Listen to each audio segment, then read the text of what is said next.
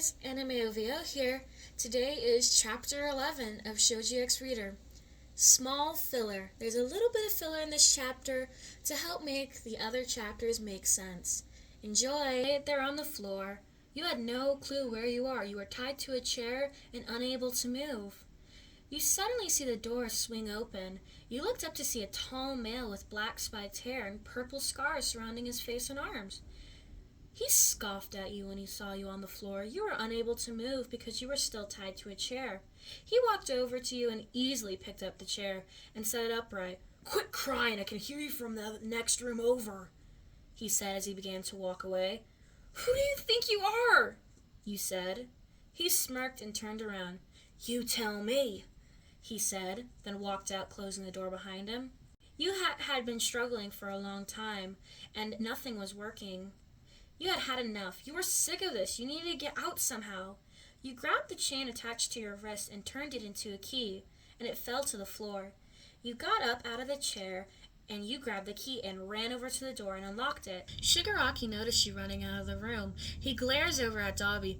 "I thought you tied her up," he said. "I did," he said in more annoyance. You chuckled to yourself and attempted to run past them, but suddenly Toga grabbed your arm and threw you onto the floor. "Where are you going, Yin-chan?" she said.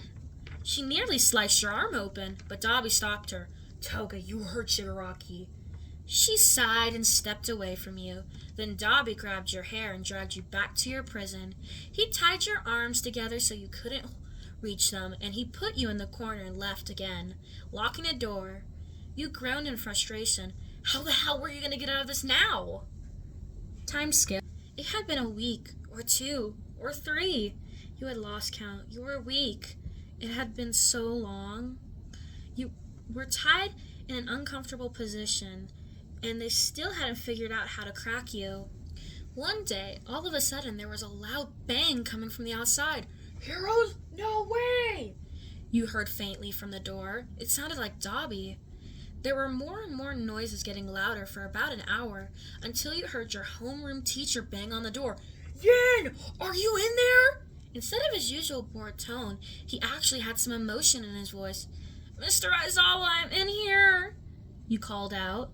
There was about then 4 violent smashes coming from behind the door before it fell open. He quickly came over to you and swooped you up before running back out, handing you to Shoji. Mr. Aizawa sighed and explains that he had refused to stay back once he had realized you were captured by villains. Shoji smiled from you from underneath his mask, causing you to blush. He chuckled and quickly ran out of the villain's base with you in your arms. Once you two got outside, he put you down and immediately you jumped into his arm, embracing him in a huge hug, before quickly slapping him on the back of the head. "You idiot! You could have gotten hurt!" you scolded him. He quickly apologized, but after some lecturing, you gave him another hug, just happy to see him after so long. Time skip. After you got back to UA, "Yin!" You looked up to see none other than Ochako running towards you with her big eyes shooting tears out of them. She embraced you in a warm hug and talked so fast she sounded like Monoma. The other classmates were happy to see you. You were so happy to know they all cared about you. Even Bakugo came over to say hi. And after a long day, you just wanted to sleep in your dorm. You go to your dorm and start setting up.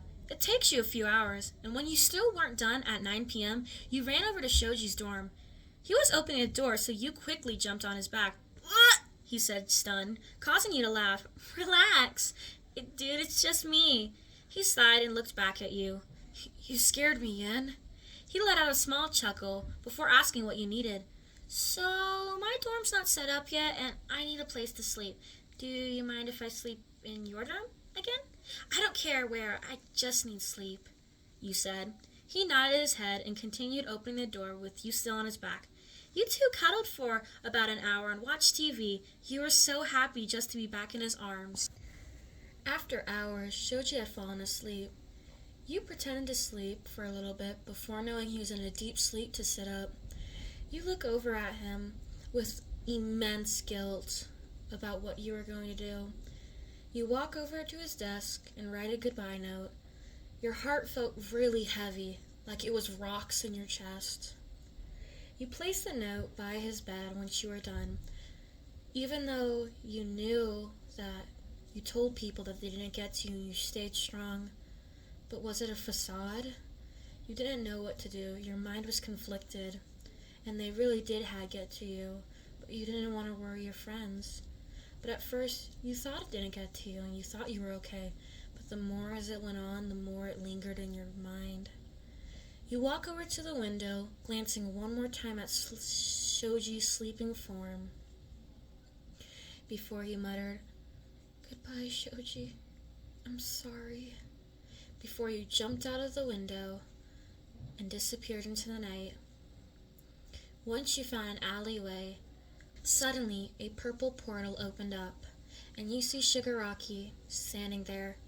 He waves you into the portal. You slowly walk in. This was your decision, nobody else's but your own, you thought, as you disappeared into the night of the dark portal. You guys enjoyed. Wow, poor Yin is going through so many emotions and so much. She really needs Shoji to pull her out and save her.